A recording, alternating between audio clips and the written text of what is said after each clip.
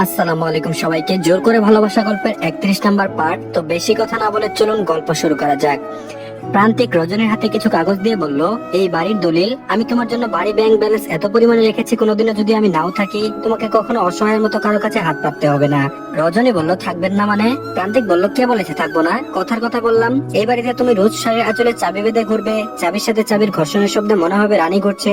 তাকিয়ে দেখো, আমি রানীদের মতো একটা চেয়ার বানিয়ে রেখেছি। আমাদের ছেলে মেয়ে নাতি নাতনি হলে তুমি ওই চেয়ারে বসে দিক নির্দেশনা দিবে, আমিও নাতি নাতনিদের সাথে রানীর হুকুম পালন করব। তোমার নপুরের রিনিঝিনি শব্দ শুনবো রোজ। তুমি আমার রোজ দিনকার অভ্যাস রজনীগন্ধা। তোমাকে নিয়ে হাজারো স্বপ্ন আমার। আমি তোমাকে উচ্চ শিক্ষিত বানাবো, গাড়ি ড্রাইভ শেখাবো, কয়েকটা দেশ ভ্রমণ করাবো। আল্লাহ আমাকে বাঁচিয়ে রাখে যেন রজনীগন্ধা। আমি তোমাকে প্রতিটা দিন প্রতিটা মুহূর্ত স্পেশাল ফিল করাবো। আমি বোঝাবো ভালোবাসা সুন্দর, ভয়ঙ্কর রকমের সুন্দর। রজনীর কেন যেন ভীষণ কান্না পাচ্ছে। সে কিছুই না বলে প্রান্তিককে জড়িয়ে ধরলো, খুব শক্তভাবে জড়িয়ে ধরে বলল, আমি আপনাকে ভালোবাসি, ভীষণ ভালোবাসি। আমার এক জীবনের পুণ্যর ফল আপনি আমার জীবনে এসেছেন। আমার এত কিছু লাগবে না, শুধু আপনার বুকে আমাকে জায়গা দিয়ে আগলে রাখুন, শক্তভাবে আগলে রাখুন। আপনার বুকেই যেন আমার শেষ নিঃশ্বাস ত্যাগ হয়। প্রান্তিক রজনীকে শক্তভাবে জড়িয়ে ধরে কপালে চুমু দিয়ে বলল, বুকের এই জায়গাটা তোমার নামে রেজিস্ট্রেশন করা হয়ে গিয়েছে অনেক আগেই রজনীগন্ধা। পাশে একটা কেক রাখা। প্রান্তিক রজনীকে কেকের কাছে নিয়ে গেল। কেকটা একদমই ছোট। প্রান্তিক রজনীর জন্মদিনের ব্যাপারে কাউকে জানায়নি। প্রান্তিক চাইছে আজকের দিনটা একান্তই রজনীর সাথে কাটাতে। কেন যেন তার আজ সারাক্ষণ রজনীকে দেখতে ইচ্ছে করছে, একটুও কাজ ছাড়া করতে ইচ্ছে হচ্ছে না। প্রান্তিক পরনে সাদা ব্লেজার, রজনীর পরনে সাদা জর্জেট শাড়ি, শুভ্র রঙের ড্রেসে দুজনকে ভীষণ সুন্দর দেখাচ্ছে। কেক কাটা শেষ হলে দুজনে ব্যালকনিতে গিয়ে দাঁড়ালো। প্রান্তিকের বুকে মাথা রেখে রজনী দাঁড়িয়ে আছে। প্রবাহমান নদীর শীতল হাওয়া দুজনকে প্রশান্তি দিচ্ছে। এরই মাঝে প্রান্তিকের প্রচন্ড কাশি শুরু হলো। কাশতে কাশতে দম বন্ধ হওয়ার মতো অবস্থা। প্রান্তিককে এভাবে কাশতে দেখে রজনী ঘাবড়ে গেল। ঘাবড়ে গিয়ে দৌড়ে রুমে গেল। রুম থেকে পানি নিয়ে এলো। প্রান্তিক পানি খেয়ে কিছুটা স্বাভাবিক হলো। রজনী বেশ ভয় পেয়ে গেল। উত্তেজিত হয়ে রজনী বলল, এমন কাশি হলো কেন হঠাৎ? প্রান্তিক বলল, জীবনে অনেক বড় ভুল করেছি সিগারেট খেয়ে। এখন খুব আফসোস হচ্ছে, কেন সিগারেট খেলাম জীবনে। ক্ষতিকারক জিনিস কখনো জীবনে ভালো কিছু এনে দিতে পারে না। রজনী বলল, বিছানায় চলুন, আপনাকে ক্লান্ত দেখাচ্ছে। প্রান্তিক হঠাৎ কেমন ক্লান্ত হয়ে পড়েছে। বিছানায় এসে শুয়ে পড়লো।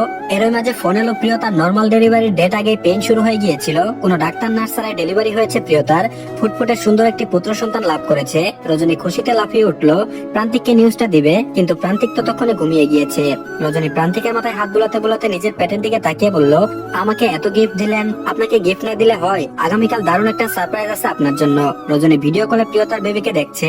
বাড়ির সবাই প্রিয়তার বেবি নিয়ে বেজি আছে। রজনীর উচিত এখন ওখানে যাওয়া, কিন্তু কিভাবে যাবে? প্রান্তিক তো হঠাৎ অসুস্থ হয়ে পড়েছে। রজনী আঞ্জুমানকে ফোন দিয়ে বলল, আম্মা আমরা তো ঘুরতে এসেছিলাম, কিন্তু আপনার ছেলে একটু ক্লান্ত হয়ে পড়েছে, আর ক্লান্ত অবস্থায় ঘুমিয়ে পড়েছে। এখন কি ডাকবো নাকি ঘুম ভাঙার জন্য অপেক্ষা করব? আঞ্জুমান বলল, তুমি নিশ্চিন্তে আমার ছেলের সাথে ওখানে থাকো মা, এখানে এখন না আসলেও চলবে। অন্তরকুলে তার ছেলেকে দেওয়া হলো। অন্ত অবাক হয়ে তাকিয়ে আছে। ছেলেটা দেখতে হুবহু তার মতো। খুশিতে আত্মহারা অন্ত। ছোট বাচ্চা কুলে নেওয়ার মতো অভ্যাস নেই অন্তর, তবুও নিজের ছেলেকে খুব সযত্নে কুলে নিল। প্রিয়তা সুস্থ আছে। অন্ত প্রিয়তা আর ওর বেবির মুখের দিকে তাকিয়ে ভাবছে, এত সুখ এত শান্তি তার নামে লেখা ছিল বুঝি। আসলে কেউই জানে না কার কপালে কখন কি হয়। পরের দিন সকাল হয়ে গিয়েছে। রজনীর পেটের উপর মাথা রেখে শুয়ে আছে প্রান্তিক। তখন ভোর সকাল। গভীর ঘুমে মগ্ন প্রান্তিক। বাইরে পাখির কলরবে ঘুম ভাঙলো রজনীর। ঘুম ভাঙতেই পেটের উপর ভারী কিছু অনুভব হলো। অনুভব হতেই তাকিয়ে দেখলো প্রান্তিক মাথা রেখে ঘুমাচ্ছে। প্রান্তিককে ভোর সকালে খালি গায়ে এভাবে দেখে ভীষণ লজ্জা পেল রজনী। প্রান্তিকের ছোট চুলের মাঝে হাত বুলাতে বুলাতে বলল, শুনছেন, সকাল হয়ে গিয়েছে, উঠুন এখন। প্রান্তিক রজনীর হাতটা ধরে নিজের বুকের সাথে মিশিয়ে আবারও ঘুমে মগ্ন হলো। রজনী খুব ভালোভাবে বুঝতে পারলো প্রান্তিক উঠবে না। প্রান্তিককে এভাবে উঠানো যাবে না, তাই রজনী নিজেই ওঠার চেষ্টা করলো। উঠতে যেতে প্রান্তিক রজনীর কোমর জড়িয়ে ধরলো শক্তভাবে। পুরুষালী হাতের শক্ত বাঁধন থেকে নিজেকে ছাড়ানো সহজ নয়। রজনী কোনো উপায় না পেয়ে মুলায়ম কণ্ঠে বলল, দেখুন আমি জানি আপনি জেগে আছেন, শুধু শুধু ঘুমের ভান করছেন, এত নাটক করতে হবে না, উঠুন প্লিজ। প্রান্তিক রজনীর কথায় কোনো উত্তর দিল না। সে আরামে ঘুমোচ্ছে। প্রান্তিক কি করবে বুঝে উঠতে পারছে না।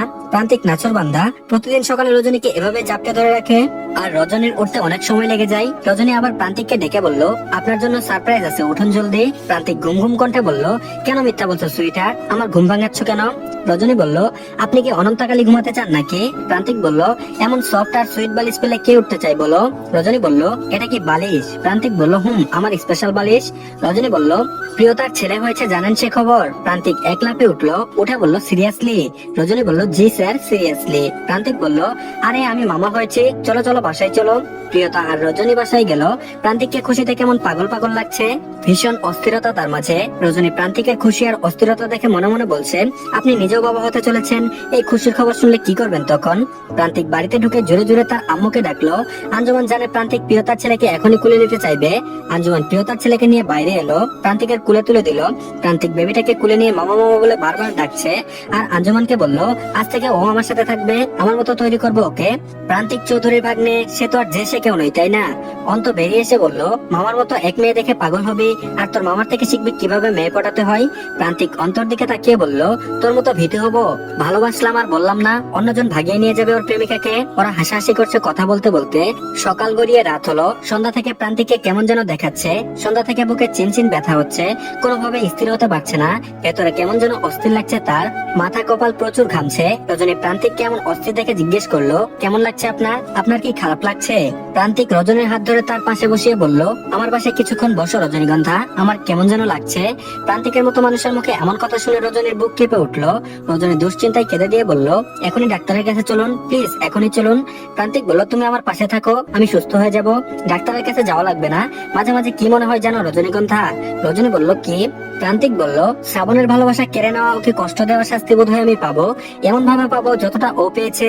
কিন্তু তুমি বলো, ভাই হিসেবে আমি কিভাবে আমার বোনকে ওর হাতে তুলে দিতাম? ভাই হিসেবে আমি পারিনি। রজনী বলল, এসব বাজে কথা বাদ দিন, আমি অন্ত ভাইয়াকে ডাকি। প্রান্তিকের বুকে আরো বেশি ব্যথা শুরু হলো, একদম ভেঙে চুরমার হয়ে যাচ্ছে ভেতরে। প্রান্তিক আর নিঃশ্বাস নিতে পারছে না, বুকে হাত দিয়ে বিছানায় শুয়ে পড়লো। রজনী জোরে জোরে চিৎকার দিয়ে বাড়ির সবাইকে ডাকলো। অন্ত, মাহবুব, আঞ্জুমান, মা বাবারা সবাই ছুটে এলো। রজনী হাউমাউ করে কাঁদছে প্রান্তিককে ধরে। ওরা এসে প্রান্তিককে ওভাবে পড়ে থাকতে দেখে সবাই উত্তেজিত হয়ে পড়লো। আঞ্জুমানও কেঁদে দিয়ে বলল, আমার বাবুর কি হয়েছে? অন্ত তড়িঘড়ি করে বলল, আমি বাইক বের করছি, বাবা আপনারা ভাইকে সবাই ধরে নিয়ে নিচে আসুন, এখন অ্যাম্বুলেন্স ফোন দিলে অনেক দেরি হয়ে যাবে। আমি বাইক চালাবো, ভাইকে মাঝে বসে একজন পেছন থেকে ধরে রাখবেন। ভাবি আপনারা পেছনে আসুন। সবাই প্রান্তিককে ধরে নিচে নামালো। অন্ত বাইকে স্টার্ট দিল। প্রান্তিকের বুকে ব্যথা করছে, তবুও কিছুটা স্ট্রং আছে, জ্ঞান আছে সম্পূর্ণ। রজনীকে কাঁদতে দেখে রজনীর হাত ধরে বলল, তুমি এমন পাগলের মতো কাঁদছো কেন? আমি কি মরে যাচ্ছি নাকি? আমার কিচ্ছুই হয়নি, শুধু শুধু হসপিটালে নিচ্ছ তোমরা। প্রান্তিক বাইকে উঠলো, পেছনে প্রান্তিকের বাবা উঠে প্রান্তিককে ধরে বসলো। অন্ত বাইক চালিয়ে দিল। বাইক চলছে। প্রান্তিক কেমন অসহায় চোখে রজনীর দিকে তাকালো। রজনী প্রান্তিকের ওই চাহনের দিকে তাকিয়ে আরো জোরে কেঁদে দিল। বাইকে বসা অবস্থায় প্রান্তিক আরো নেতিয়ে পড়লো। অস্বাভাবিক ঘাম শুরু হলো। এতক্ষণ কিছুটা শক্ত ছিল, কিন্তু এখন একদম দুর্বল হয়ে পড়েছে। তো ধন্যবাদ সবাইকে। এই পার্টটি এই পর্যন্ত, পরবর্তী পার্টও দিয়ে দেওয়া হয়েছে, তো সবাই অবশ্যই দেখে নেবেন, আর সবাই চ্যানেলটিকে সাবস্ক্রাইব করে দিয়েন।